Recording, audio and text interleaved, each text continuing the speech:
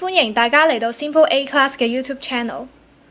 呢度係 True Light S4 Physics Test 12年嘅 MC 第13題啦。咁佢呢就有一個圖啦，一個 concave lens， 一個 convex lens。咁 L1 就係 convex lens，L2 就係 concave lens 啦。咁其實咁然之後問要揾嗰個focal length of this two lens 啦。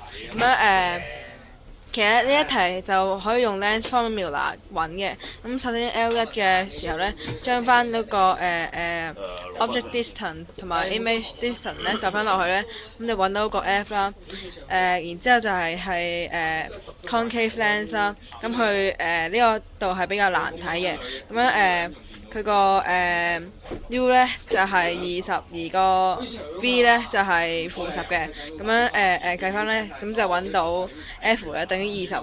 咁即係嗰個 convex lens 呢，個 focal length 就係5，concave lens 呢，個 focal length 係20。係完。啱啱嘅內容應該幫到大家唔少㗎啦。如果大家有唔清楚嘅地方，歡迎你哋留 comment 嚟問我哋。如果想知道我哋最新嘅資訊嘅話，就 like 我哋嘅 Facebook page 啦。拜拜。